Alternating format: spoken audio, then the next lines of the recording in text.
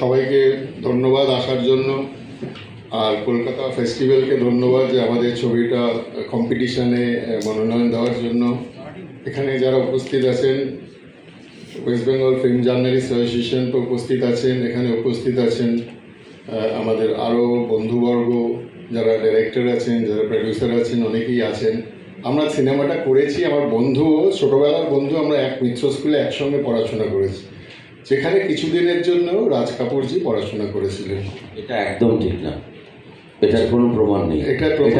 এটা বলা হয়, কিন্তু এটার প্রমাণ পাওয়া যায়নি। আমাদের একটা প্রমাণ আছে, সেটা কারণ যে বয়সে উনি ছিলেন আমরা জানতে পারি। আমি এটা নিয়ে ঢোলবাবুর কাছেও গিয়েছিলাম একবার।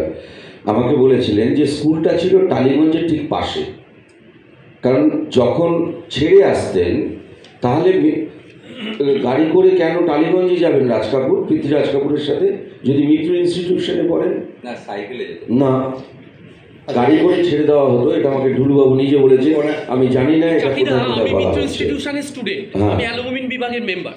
সেখানে 75 বছর হয়, সেখানে যে সভেনিরটা বেরোয়, সেখানে কিন্তু বর্তমান যিনি হেডমাস্টার মশাই আছেন তিনিও সেটা বলেছেন, সেই ছবি দেখাচ্ছে। সেটা এই যে বললাম না মিথ, সেটার উপর ভিত্তি করে কিন্তু কোনো কাগজ দেখাতে পারবেন না। এটা নিয়ে আমি চ্যালেঞ্জ করেছিলাম।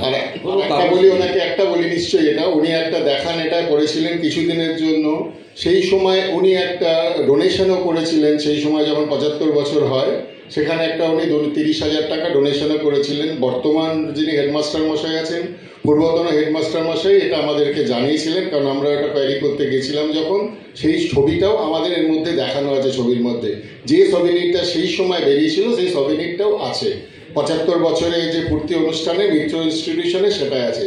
কিছুদিনের জন্য করেছেন, যেটা বারবার বলছি, কিছু টার্মোয়েল সিচুয়েশন কলকাতায়, একটা ফিল্ম ইন্ডাস্ট্রি খুব খারাপ অবস্থা, এবং সেই সময় প্রচুর বাঙালি পার্সোনালিটি যারা বম্বেতে শিফট করে গেলেন, মাইগ্রেট করে গেলেন।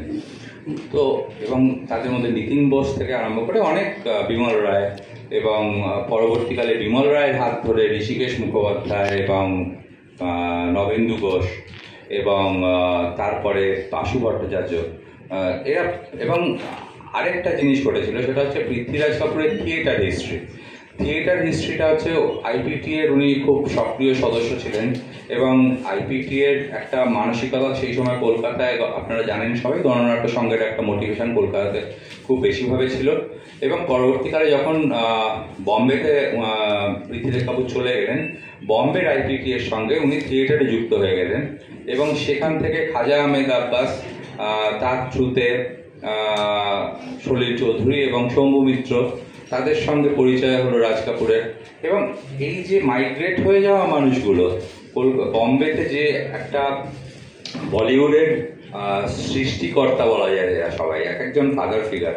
আজকের বলিউড দাঁড়িয়ে আছে অনেকটাই বাঙালি, সেই সময়কার বাঙালি সংস্কৃতির এবং বাঙালি পরিচালক বা বাঙালি যে সমস্ত ফিল্ম পার্সোনালিটি, তাদের যে সমস্ত কন্ট্রিবিউট করেছে বিভিন্নভাবে, সেখানে রাজ কাপুরের সঙ্গে কিভাবে কোথায় কিভাবে অ্যাসোসিয়েট হয়ে গেছে, অদ্ভুত অদ্ভুত ব্যাপার। আমরা জানি মাইহার, বাবা আলাউদ্দিনের মাইহার, সেখানে রবিশঙ্কর পণ্ডিতজি এবং আলী আকবর খান সাহেব। তো সেইখান থেকেই উঠে এসছে আরেকজন শরৎ প্লেয়ার, রাম গাঙ্গুলি। আমরা তার নাম জানি না, কিন্তু যখন রাজ কাপুর প্রথম ছবি করলেন আগ, সেই আগ ছবির মিউজিক ছিল কিন্তু আমাদের রাম গাঙ্গুলি। তার কারণ হচ্ছে রাম গাঙ্গুলি ছিলেন পৃথ্বীরাজ কাপুরের থিয়েটারের মিউজিক ডিরেক্টর। সুতরাং একটা অদ্ভুত একটা বাঙালির সঙ্গে কিন্তু জড়িয়ে যাচ্ছে একটা ইন্টার রিলেটিভিটি, একটা ইন্টার রিলেশনশিপ, একটা ইন্টার কানেক্টিভিটি।